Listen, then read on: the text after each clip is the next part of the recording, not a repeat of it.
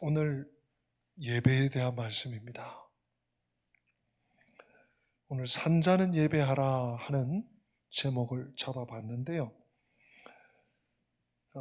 사실은 참 많은 고민, 또 고민의 묵상, 또 오늘날 우리 현실 가운데 이 팬데믹 코로나 우한발 바이러스가 아직 종식되지 않은 이런 상황 가운데서 과연 우리 성도들이 또 목회자인 제가 예배에 대한 어떤 개념을 잡고 살고 있는가? 그냥 닥치니까 얼마나 정말 답답하고 절박하고 부득이하고 이런 때가 1년 반을 돌아보면 한두 번이 아니었던 것 같아요. 지난 1년 반 동안 우리는 과거에 한 번도 경험은 고사하고 들어보지도 못한 예배를 경험했습니다. 지금도 경험하고 있죠. 대면 예배, 비대면 예배.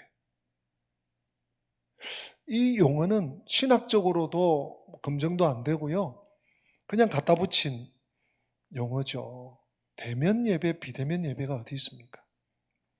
국가기관이나 혹은 방역단체에서 교회발 너무 들 수 있어가지고 일반 국민들이 마치 통계나 사실과는 다르게 마치 교회가 신천지 집단과 마찬가지로 코로나의 양승소인 것처럼 호도된 그런 상황 가운데 또 국가에서 비대면 해라, 대면하지 마라 이런 말을 만들어가지고 교회 공동체는 물론이고 성도들 한 분 한 분이 얼마나 영적으로, 심리적으로, 정신적으로 큰 어려움과 피해를 지금까지 겪고 있습니다.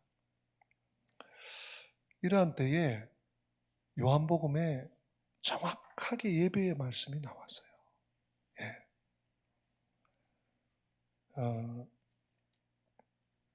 저는 오늘 본문 이 말씀을 두 번을 나누어서 좀 설교를 하려고 합니다. 그만큼 비중이 있고 중요하다고 여겨지기 때문입니다. 오늘은 본문을 중심으로 전통적인 견해에서 예배의 본질적인 면, 예배가 뭔가, 예배의 대상이 누군가, 예배 내용이 뭔가 하는 내용들을 가급적 살피고 다음 주일은 오늘날 이 팬데믹 상황 하에서 예배와 관련해서 성경은 이 전염병에 대해서 뭐라고 하고 있는가?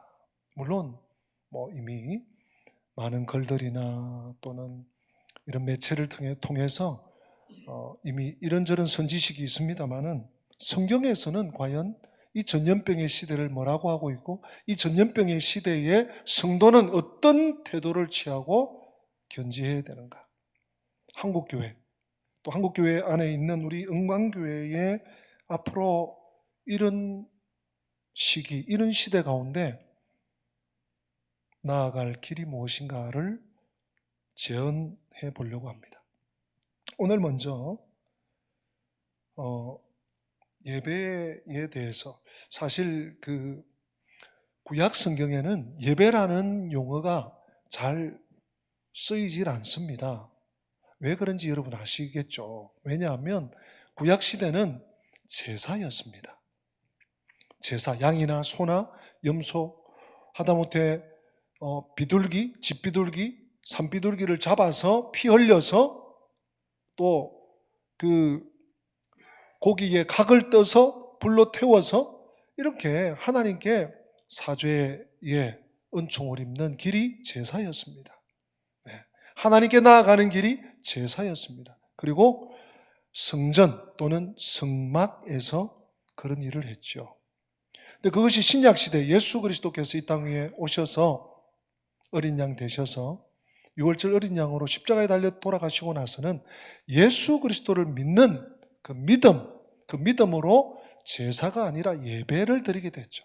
성전이나 성막이 아니라 교회로 대체되었습니다.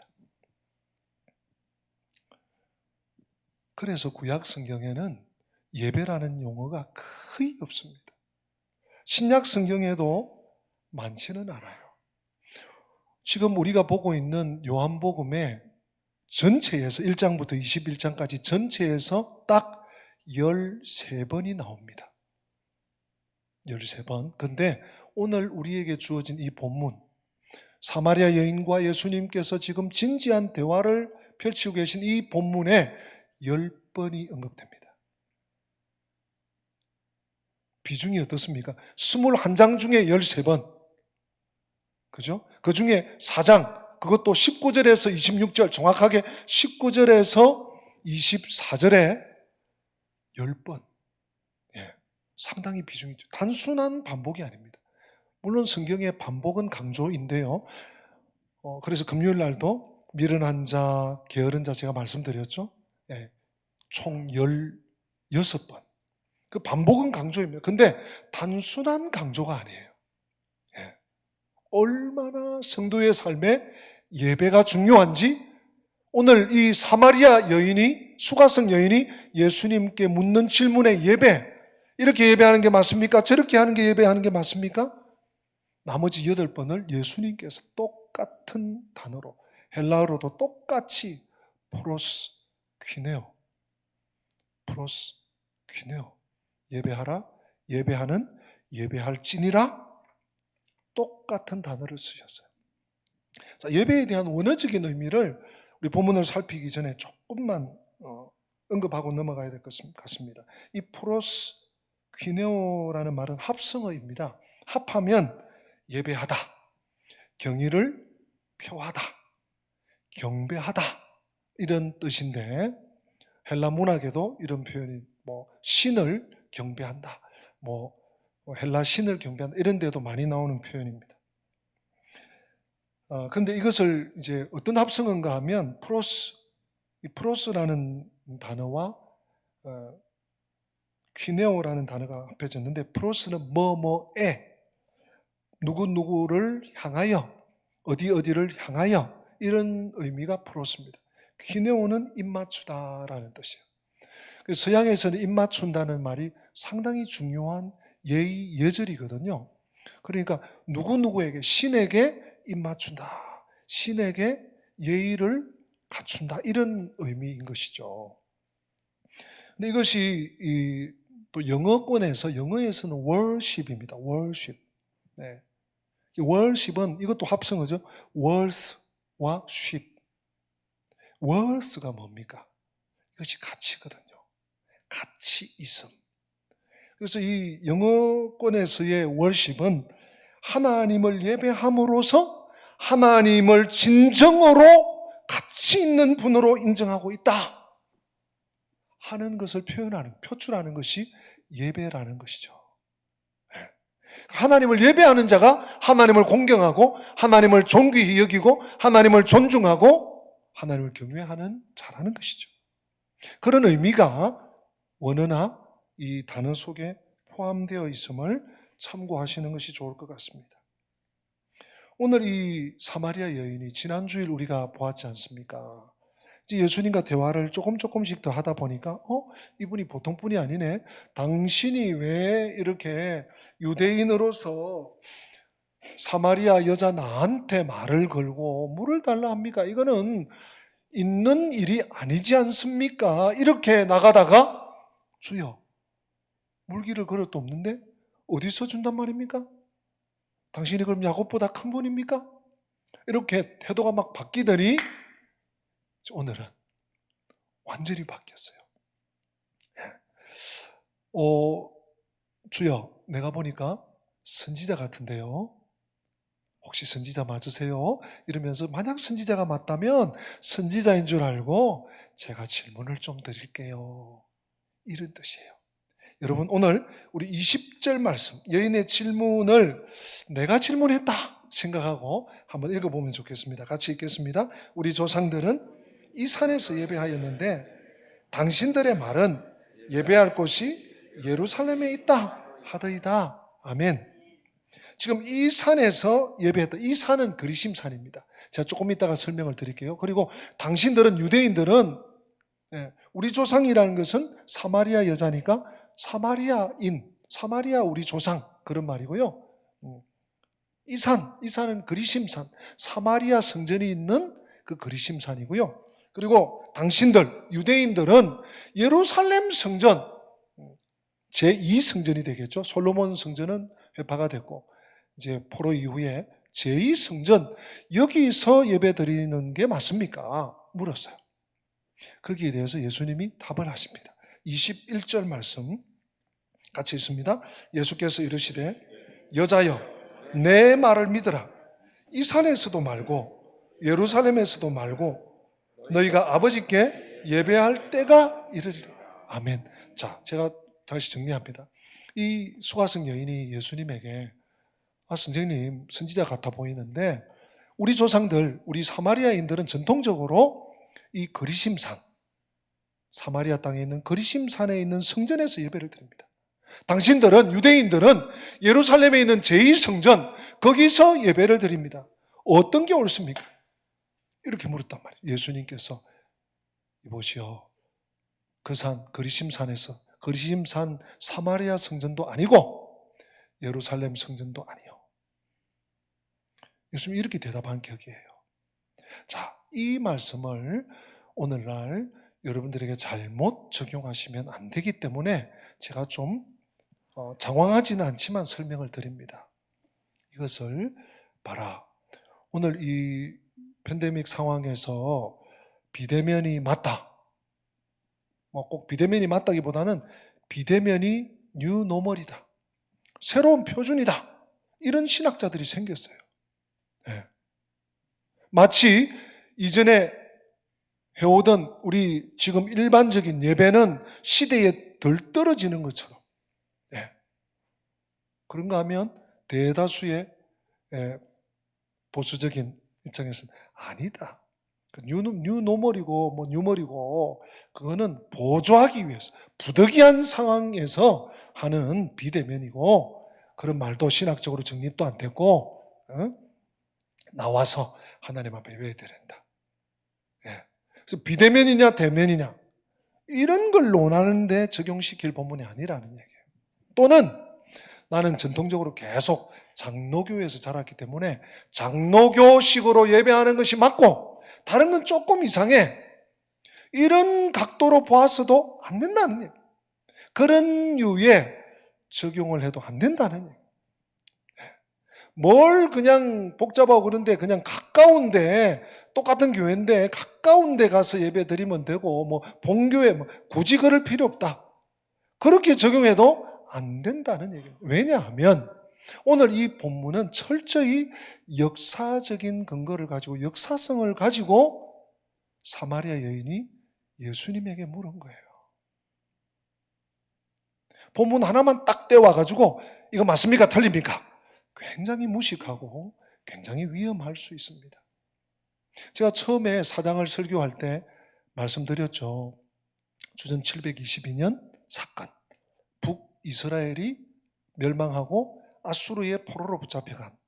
그리고 한 100여 년 지나서 남유다도 바벨론의 1차, 2차, 3차 침공 때 조금씩 무너지더니 결국 BC 586년에 완전히 나라가 망하고 성전도 회파되고 바벨론으로 포로로 붙잡혀갔죠. 그리고 시간이 많이 흘렀습니다. BC 400년대가 됐습니다. 400몇십 년. 이제 포로로 붙잡혀갔던 유대인들이 귀환했습니다. 70년 포로. 열왕기하 끝부분, 역대하 끝부분, 고레스 칙령으로 인해서 본토로 이스라엘로 유대 땅으로 다시 왔어요. 다시 와서 유대인들이 행한 두 가지 중요한 국책 사업이 있었습니다. 국책 사업이기도 하고 종교적인 회복이기도 하고 그 두 가지가 뭔가 하면 하나가 예루살렘 성벽 재건입니다. 우리가 몇 년 전에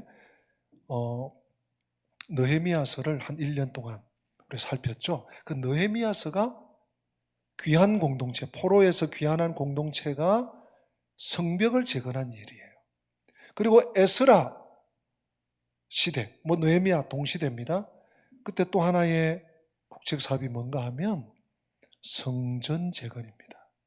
예루살렘 성전을 다시 복원, 재건하는, 그것이 제2의 성전이죠.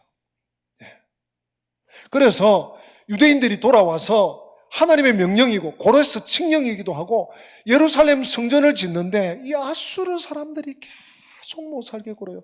왜 못 살게 굴었는지는 아마 앞에 설교를 잘 들은 식구들은 조금 연결이 되실 것입니다. 왜냐하면 그 사마리아 땅에 아수르 사람들이 이민을 와서 이주 정책으로 살고 있었어요. 그러니까 자기들도 뭔가 자기 주장을 내세우는, 우리들도 뭔가 참여할 수 있게 해달라, 우리에게도 뭔가 권리를 달라 하면서 계속 집적거렸어요. 산발랏, 도비야, 게셈 이런 사람들이 다 사마리아인들이든지 사마리아인들과 결탁된 사람들이에요. 유대인들은 결코 곁을 주지 않았습니다. 너희들은 참여할 수 없어. 너희들은 이 일에 동참할 수 없어. 그랬더니 사마리아인들이 에이 그러면 우리도 우리 할 대로 한다. 그러고 BC 450년경에 사마리아 땅의 그리심산에 성전을 지었어요. 그것이 사마리아 성전입니다. 그게 완전히 사입이죠. 그래 놓고 사마리아인들은 그 사마리아 성전에서 우리가 살아계신 하나님 여호와 하나님을 경배한다. 그리고 자기들의 필요에 의해서 자기들의 주관적으로 자기들의 인위적으로 성전을 만들고 제사장도 세우고 레위인도 세우고, 물론 이 일은 주전 722년 이전, 훨씬 이전으로 올라가죠. 그러니까 본격적으로 그런 일을 한 거예요. 그리고 이 사마리아 수가성 여인이 그렇게 자기 종교 생활을 늘 하다가 선지자 같은 분을 만나서 물은 거예요. 우리가 사마리아 땅에 있는 그 땅에 그리심산에서 예배드리는 것이 맞습니까? 아니면 유대인들이 말하고 있는 그 예루살렘 성전에 꼭 가야지 되는 겁니까? 이렇게 물었던 거예요. 역사적인 배경을 제가 할 수 있는 한 쉽게 여러분들에게 짧은 시간 설명을 해드렸습니다. 인간적인 발상으로 된 대체품은 결코 하나님께 나아갈 수 없습니다. 하나님께 온전한 예배를 드릴 수 없습니다. 인간이 만든 어떤 종교, 인간의 이상을 기초로 한 어떤 종교도 하나님께 연락될 수가 없습니다. 인간적인 종교는 하나님께 받아들여질 수는 결코 없습니다. Never ever. 과거만 아닙니다. 사마리아만 아닙니다. 유다만 아닙니다. 서양만 아닙니다. 동양만 아닙니다. 아프리카만 아닙니다. 오고 오는 세월에 오늘날도 앞으로도. 왜 그럴까요? 우리 주님께서 단언하십니다. 우리 22절 말씀 한번 읽어보십시다. 22절 시작. 너희는 알지 못하는 것을 예배하고 우리는 아는 것을 예배하노니 이는 구원이 어디서요? 유대인에서, 아브라함과 다윗의 자손 예수 그리스도의 세계라. 하나님께서 아브라함에게, 이삭에게, 야곱에게, 요셉에게 그 모든 계보를 따라 다윗에게, 또 그 계보를 따라 메시아 예수 그리스도를 통하지 않고는 구원이 있을 수 없는 거예요. 사마리아 그리심, 어떤 종교적인 색채가 뚜렷하고 뭔가 그 안에 뭔가 신령한 것이 나올 것 같은 인위적인 것일지라도 하나님께 드려질 수 없다는 것입니다. 결코. 근데 이 사마리아인들의 아집과 고집이 대단해요. 꺾질 않아요. 심지어 BC 128년에 그리심산에 있는 성전이 파괴되었습니다. 폭삭 내려앉았습니다. 유대인들에 의해서. 그런데도 그 위에도 계속 사마리아인들은 그리심산에서 예배를 드립니다. 오늘날까지 사마리아 종교는 그리심산에서 행해지고 있다고 합니다.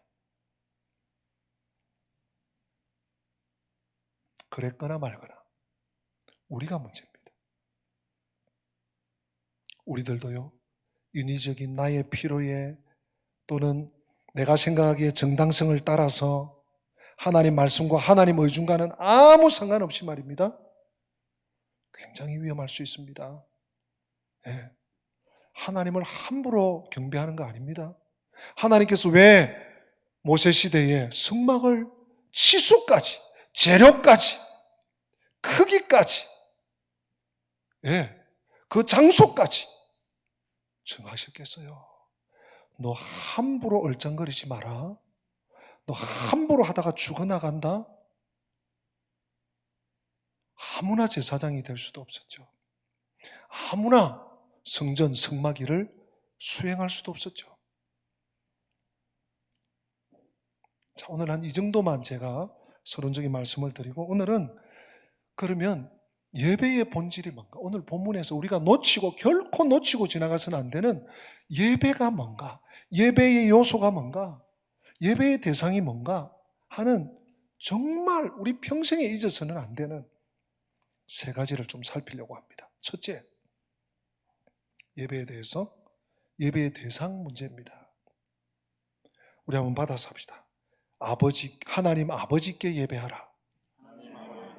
다시 한번 하나님 아버지께 예배하라. 자, 우리 21절 말씀 한 번 더 읽어볼까요? 21절 시작. 예수께서 이르시되 여자여 내 말을 믿어라. 이 산에서도 말고 예루살렘에서도 말고 너희가 누구에게? 아버지께.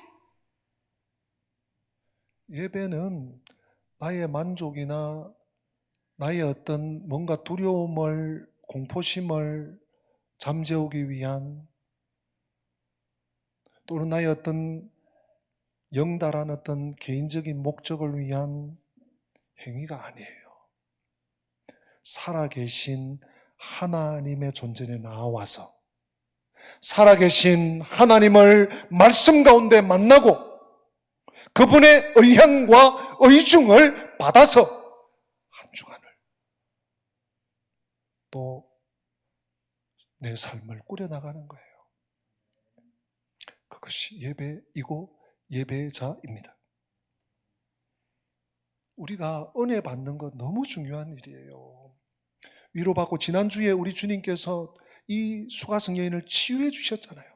상한 마음이 치유받고 고침받고 용서받고, 너무 기쁘고, 예배 드리고 나니까 날아갈 것 같아. 너무 중요한 거. 그러나 이 모든 것들은 예배 드린 결과, 다른 말로 선물이죠. 예배의 목적이 될 수 없다는 얘기입니다. 예배의 가치는 예배의 대상에게서 나옵니다.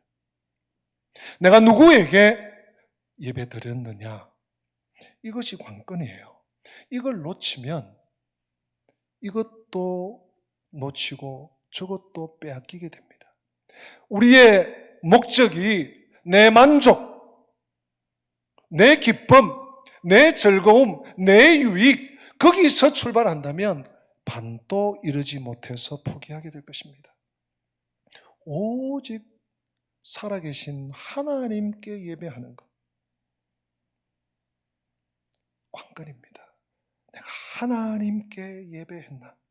하나님이 내가 드리는 이 예배를, 우리의 예배를, 우리 영광교회 3부 예배를 받으셨나? 이건요, 생명 같은 거예요.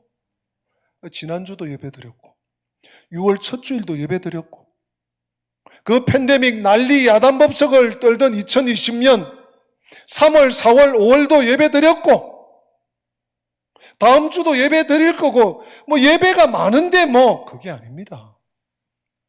여러분, 가인과 아벨 사건 잘 아시잖아요. 오늘 시간 관계상 읽을 수가 없습니다. 창세기 4장 가서 가인과 아벨 제사, 구약시대니까 제사죠. 우리에게 적용하면 뭡니까? 예배입니다. 가인도 제사 예배 드렸어요. 아벨도 예배 드렸어요. 가인은 자신이 농사한 그 곡식으로, 아벨은 양의 새끼로. 이 피의 제사, 곡식 제사, 소제, 이런 차원이 아니에요.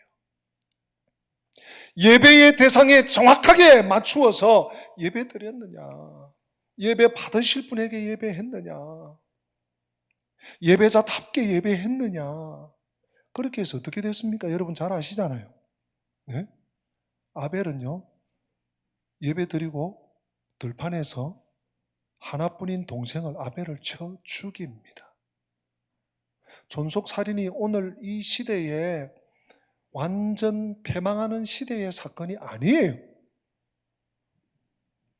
하나님은 창세기 초반부에 하나님께 제대로 예배하지 못한 살아계신 하나님을 향한 예배가 안 된 한 인물 대표성이죠. 대표로 해놓은 겁니다. 가인만 그런 게 아니고요, 아벨만 그런 게 아닙니다.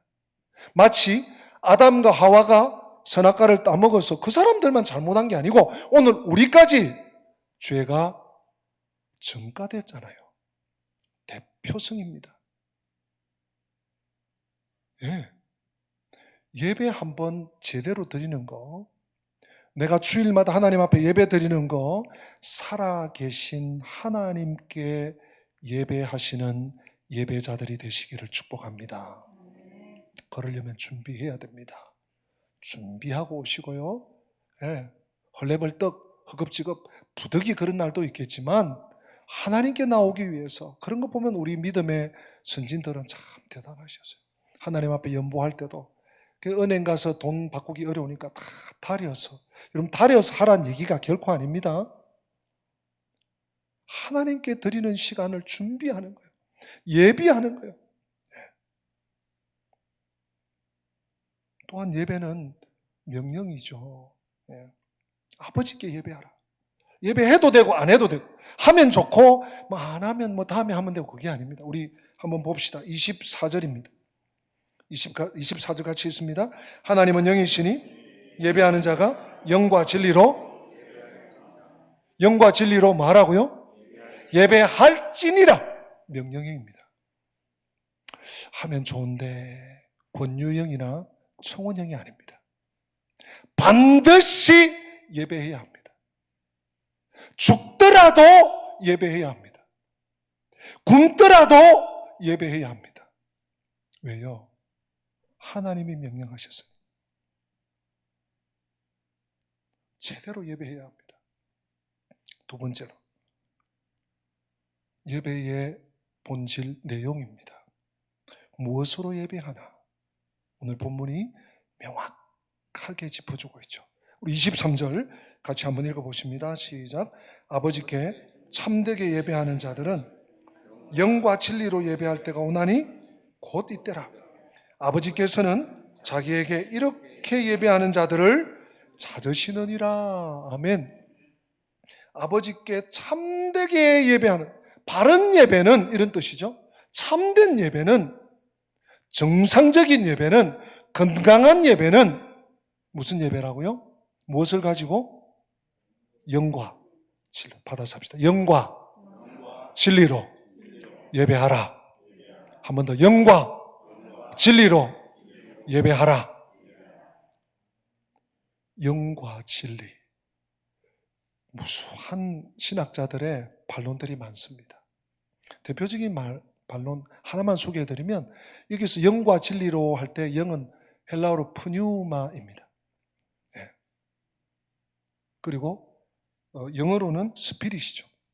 어떤 신학자 몇몇은 봐라, 영과 진리니까 단순하게 영은 Holy Spirit, 성령이시다. 성령으로 예배하고, 진리는 알레데이아, truth.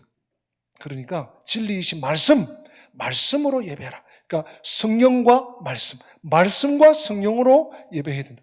틀린 말은 아닙니다. 그렇게 보시는 학자들이 많아요. 그런가 하면 또 부류의 어떤 학자들이 있는가 하면 아니다. 여기서 이 푸뉴마, 이 스피릿은 성령으로 보기 어렵다. 하나님은 영이시니, 24절도 보면 하나님은 영이시니, 거기서 하나님의 영, 또 예배하는 자가 영과 진리로, 여기서는 그냥 스피릿이다. 이렇게 저렇게 볼 수 있습니다. 다양하게 볼 수 있습니다. 저는 오늘 짧은 시간에 우리 성도님들에게 영과 진리를 좀 적용적으로 설명해 드리려고 합니다. 먼저 이 영은 제가 보는 면에서 또 구약과 신약을 아울러서 접목해 본다면 거룩입니다. 하나님 앞에 지저분한 자가, 죄를 가진 자가 나갈 수 없어요. 제사장이라도 그 몸을 씻고 하나님 앞에 자신을 위해서 먼저 제사 드리고 그리고 백성을 위한 제사를 드렸죠. 예, 거룩입니다. 영으로. 그리고 깨끗, 정결, 구별, 비슷한 의미겠습니다. 이 모든 것을 아울러서 저는 영으로 예배드린다. 하나님께 회개와 감사, 회개와 감격으로 드리는 예배가 영으로 드리는 예배예요. 왜냐하면 예배 시간 돼서 와서 어이구 늦을 뻔했네. 어이구 오늘 주차할 데 없어가지고 정말 힘들었어. 우리 성도님들 그런 때 많으시죠. 그래서 주차장 주차 봉사하는 분들 수고하시는데 잘 양해하시고 왔는데 예배 자리에 앉아서 왜 이렇게 오늘 이렇게 길어 오늘 날씨도 더운데 그래가지고 무슨 예배가 되겠어요? 나 빨리 예배 마치고 빨리 예배 드리고 빨리 가야 되는데 이거 한 주간 동안 바쁘게 분주하게 새벽부터 저녁까지 월요일부터 토요일까지 살다 하나님 앞에 나온 그 자리에서까지도 하나님의 은혜 감사합니다. 나 같은 것을 자녀 삼아주셔서 한 주간 동안도 죄 가운데서 뒹굴었지만 빠지지 않고 하나님의 날개 아래 보호받다가 하나님의 도우심으로 이 예배의 자리에 나올 수 있게 하시니 감사합니다. 여러분 그 감사, 그 감격 하나님의 은혜였습니다. 하나님의 은혜로 여기까지 왔습니다. 이것 없이 우리가 어떻게 하나님 앞에 하나님 제가 이렇게 살았고요. 하나님 제가 이렇게 착하게 했고 내가 이런 일도 했고 하나님은 아니다 야 역겹다 야 회개와 감사 감사와 감격으로 나오는 자가 하나님을 만날 수 있습니다. 하나님이 만나 주십니다. 내가 죄인 된 줄 아는 자를 주님께서 사죄의 은총을 내려주십니다. 죄가 죄인 줄도 모르는 자에게 무슨 용서가 있습니까? 죄를 먹고 마시고 아무런 끄리낌도 없는 자에게 무슨 용서를 해줍니까? 하나님의 하나님됨을 아는 자가, 하나님의 은혜를 아는 자가 하나님을 만날 수 있는 것입니다. 예배는 하나님과의 만남 아니겠습니까? 우리만 실컷 떠들다가 웃다가 노래하다가 돌아오면 뭐 하겠습니까? 하나님과의 만남을 위해서는 영으로 회개와 감사와 감격으로 예배해야 마땅합니다. 그러면 진리는 뭔가? 알레테이아, 트루트. 개념은 너무 명확해요. 근데 하나님은 영이시잖아요. 그분에게 우리가 진리로 예배한다는 것은 뭐냐? 이 진리는 실체라고 바꾸어 말할 수도 있습니다. 김세윤 교수님 같은 분들은 실체라고 바꾸기도 해요. 저는 세 가지 적용점을 여러분들에게 드립니다. 이 진리는 뭔가? 영은 이제 말씀드렸죠. 진리는 첫째는 진리이신 말씀이에요. 여러분 가지고 있는 성경책. 참 대한민국은 복된 나라입니다. 복받은 나라입니다. 얼마나 성경도 종류가 많은지. 예? 여러분 만약에 성경책이 없고 구전으로 구약시대 선지자, 모세, 그죠? 학사 에스라, 또 신약시대 사도들, 또는 야고보 선생, 이런 사람들이 하나님의 계시를 받아서 구전, 그 구전으로 되어서만 내려왔다면 이 말이 맞는 건지 잘못된 건지 틀린 건지 온당한 건지 어떻게 판별할 수 있겠습니까?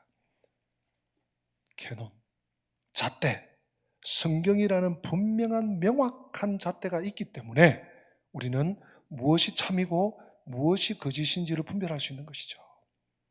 그래서 개혁주의 교회는 말씀이 최우선입니다. 우리 교회가 속한 대한예수교 장로회 합동 고신, 말씀이 최우선이에요. 말씀이 빠지면 안 돼요. 물론 한국에 있는 건전한 교단 교회들은 다 성경 또 강론이 제일 먼저입니다만은 특별히 우리 개혁주의가 그런 거예요. 진리는 말씀으로, 진리이신 말씀으로, 또 여기다 하나 더 붙인다면 그리스도 중심으로. 왜? 그리스도가 말씀이잖아요. 말씀이 육신이 되어 우리 안에 거하심에 그리스도 안에서 예배하는 거예요. 그리스도를 통해서 예배하는 거예요. 그리스도의 속죄의 은혜를 통해서 기도하듯이. 또 진리는 뭐냐? 저는 이렇게 적용해 봅니다. 진심이다. 여러분들 말할 때, 대화할 때 진심을 담아서 하는 얘기, 대화와 그냥 얼렁뚱땅 되는 대로 하는 말, 좀 시간이 이렇게 포장을 잘하는 사람이 아니면 구분이 되죠. 행동도 마찬가지입니다. 진심을 실어서 또는 전심, 온 마음을 모아서 어떤 일을 하는 사람과 건성건성 나한테 이런 거 시키고 있어. 하필 나야 이러면서 막 그걸 끝내버리려고 맞춰버리려고 일하는 사람과 그 일에 전심을 다해서 일하는 사람과는 차원이 틀려요. 급이 틀리잖아요. 우리가 예배하는데 빨리 마치 오늘따라 더 늦네. 오늘따라 왜 이렇게 찬양이 길어? 그런 분 아무도 안 계세요. 제가 그냥 쉽게 설명을 하는 겁니다. 전심으로 예배하는 것. 진리로 예배하는. 또 한 가지가 있어요. 여러분, 진리, 알레데이아, 트루스, 진실이라는 말과 통합니다. 하나님께 예배하는 자는 진실되게 예배하는 거예요. 정직하게 예배하는 겁니다. 솔직하게 예배하는 거예요. 내 흉금을 털고 우리가 하나님 앞에, 내가 하나님 앞에 내 마음을 쏟아놓지 못하면 세상 누구에게 이야기하고 털어놓고 자유함을 얻을 수 있겠습니까? 진실되게, 정직하게, 솔직하게. 세 가지 여러분들에게 제안 드렸습니다. 적용점을 드렸습니다. 23절에 보니까 아버지께서는 이렇게 예배하는 자들을 찾으신다 말씀하세요. 오늘 우리 3부 예배에 한 7, 80명이 예배를 드리고 있어요. 하나님이 찾으신대. 무슨 얘기입니까? 참 드물다. 영과 진리로 예배하는 자들이 찾아보기가 너무 쉽지가 않다. 우리는 올바른 예배자가 되어야 됩니다. 예배의 횟수도 중요하지만 올바른 예배자로, 경건한 예배자로, 성경적 예배자로, 참된 예배자로 세워질 수 있기를 축복합니다. 마지막 세 번째 있는데요. 우리 마지막 세 번째는 23절 말씀 한 번 더 읽어보십니다. 같이 읽습니다. 아버지께 참되게 예배하는 자들은 영과 진리로 예배할 때가 오나니 곧 이때라. 아버지께서는 자기에게 이렇게 예배하는 자들을 찾으시느니라. 아멘. 세 번째는요, 예배의 때예요. 언제? 언제부터 또는 언제까지? 오늘 예수님께서 대화 중에 분명히 말씀하셨죠. 23절 중반절에 곧 이때라. 지금 사마리아 여인이 찾아오신 수가성 우물가에 찾아오신 예수님을 딱 만났습니다. 만나서 대화하고 있습니다. 나는 이렇고 너는 이렇고 저는 이렇게 생각을 하고 곧 이때라. 예수님을 만난 때부터 천국 가는 그날까지 이 땅에서 들리심을 받을 그때까지 예배하는 거예요. 예배의 현재성을 말하는 것입니다. 장차 앞으로 내 하는 일이 지금 너무 바쁜데 이거 끝내놓고 한 6개월 걸릴 것 같아. 아니 한 3년 걸릴 것 같아. 그 후에 내가 예배할게. 제가 목회 한 30년 조금 넘게 하고 있는데 부교육자부터요. 그렇게 생각하고 그렇게 말해놓고 지키는 분을 아직까지는 못 만났습니다. 예배의 현재성이에요. 지금 예배해야 돼요. 지금 예수님 앞에 나가야 되고, 지금 예수님과 만나야 되고, 지금 예수님의 말씀과 동행해야 합니다. 여러분, 예배에 성공해야 인생에 승리할 수 있습니다. 우리는 언제고 어디서고 예배할 수 있습니다. 예배해야 합니다. 그러니 요즘 이 팬데믹 상황에서 얼마나 좋은 도구가 많이 발달이 됐습니까? 부득이한 때 있잖아요. 해외에 나가 있거나 지방에 있거나 내가 몸이 아파서 병원에 잠시 몸을 피해 있거나 교회 나올 수 없잖아요. 그럴 때는 부득이 영상으로 그럴 때만 이용할 수 있죠. 언제고 어느 때고 예배를 통해 하나님과의 만남과 하나님과의 관계를 회복할 때 우리는 믿음이 정상적으로 살아갈 수 있는 것입니다. 예배는 전능자를 만나러 가는 것입니다. 그러므로 미루지 말아야 합니다. VIP를 만나러 가는데 내 지금 하는 일이 있고 내가 지금 스케줄이 있으니까 좀 기다려 주시오. VIP가 기다립니까? 대통령이 기다려 줍니까? 기업의 CEO를 만나서 내가 지금 내 지금 하고 있는 이거 지금 설명해야 되는데 CEO가 기다려 줍니까? 그것 먼저 하고 와야 되잖아요. 예. 전능자, 만물의 주인을 만나러 가는데 미룬다고요? 있을 수 없죠. 지금 해야죠. 세상이 개벽을 해도 예배부터 드려야 됩니다. 20세기 우리 기독교계에 참 신학계를 주도했던 신학자 한 분이 이런 얘기를 했습니다. 예배에 대해서. 기독교 예배는 인간 삶 속에서 일어날 수 있는 일 가운데서, 잘 들으세요, 가장 기념비적이고 가장 긴박하고 가장 영광스러운 행동이다. 다시요. 기독교 예배는 인간 삶 속에서 일어날 수 있는 일 가운데서 가장 기념비적인 일이다. 가장 긴박한 일이다. 가장 영광스러운 행동이다. 여러분, 이렇게 알고 살아오셨습니까? 만약 지금 이 팬데믹 때문에 이런 시절 상황 가운데 이 예배가 특권인데도 불구하고 부담이고 눈치가 보이고 눈총이 보이고 환경이 좋아지지 않고 이렇게 여긴다면 이건요 큰 오해를 하고 있는 거예요. 오늘 문제 많은 여인, 불행한 여인, 그 누구와도 섞이고 싶지 않는 여인, 예수님을 만나서 예배가 회복되니까 그 삶이 회복됐어요. 여러분, 오늘 25절에 이런 말씀은요 정말 보기 드문 말씀 아닙니까? 우리 25절 한번 읽어보십시다. 25절 시작. 여자가 이르되 메시아 곧 그리스도라 하는 이가 오실 줄을 내가 아노니 그가 오시면 모든 것을 우리에게 알려주시리이다. 아멘. 여러분, 이 수가성 여인이, 이 문제 많은 여인이 메시아를 기다리고 있었어요. 메시아 대망사상을 유대인들만 가지고 있는 줄 알았더니 이 수가성 여인이 메시아를 기다리고 있어요. 그리고 메시아를 만났어요. 어떻게 해요? 예배 한번 잘 드려서, 예수님 만나서, 예수님의 말씀 들어서. 성도 여러분, 우리가 3장에서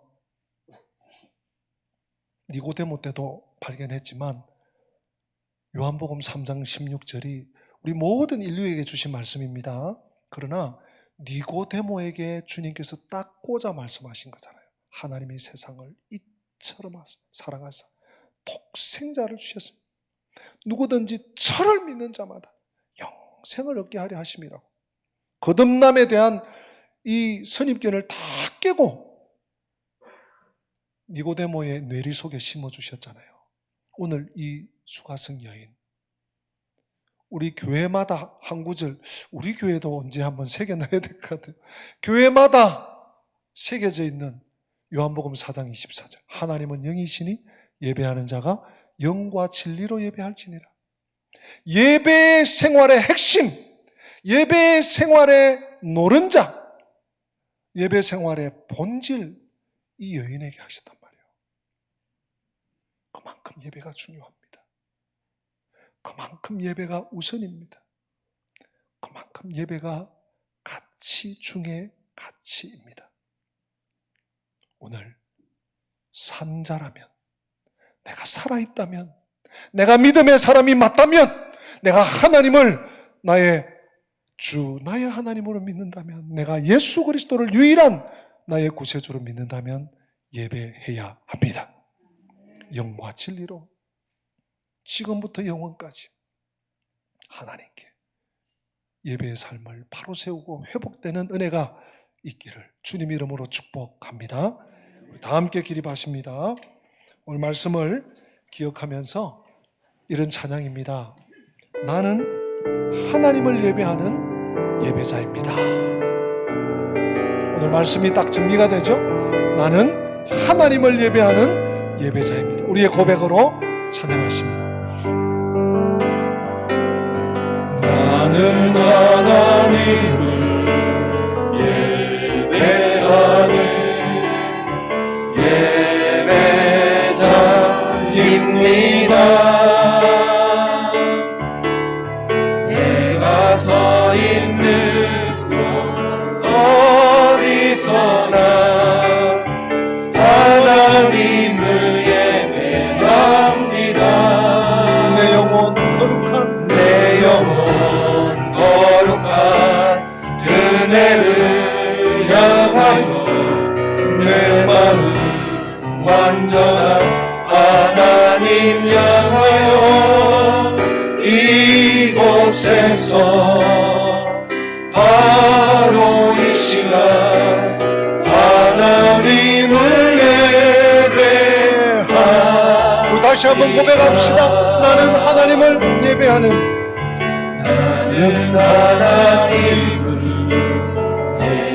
예배하는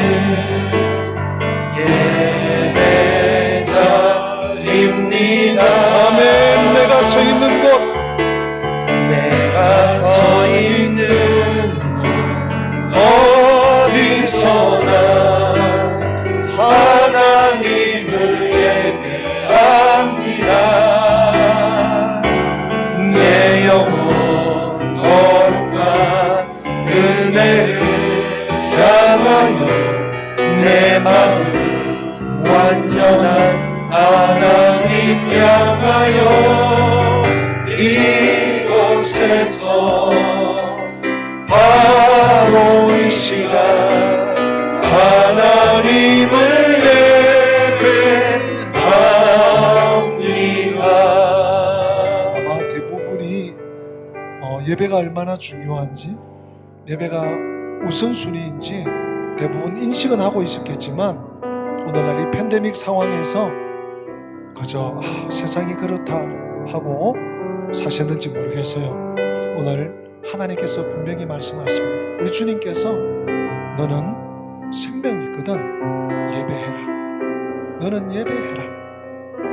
어떻게 예배할까요? 살아계신 하나님께만 예배하고 영과 진리로 예배하고, 지금부터 예수님 만난 예수님 앞에 온 지금부터 천국 가도록 예배하는 삶을, 예배에 실패하지 않도록, 예배에 실패자가 되지 않도록 하나님 앞에 나를 성령으로 이끌어 주시옵소서, 말씀으로 인도하여 주시옵소서. 우리 1, 2분 동안 오늘 받은 말씀을 가지고 합심해서 한번 기도합니다. 할렐루야. 하나님 아버지 은혜를 감사합니다. 하나님 아버지 예배자로 하나님 앞에 나오게 하시고 하나님 앞에 예배자로 설 수 있도록 오늘도 하나님 앞에 불러주시니 감사합니다.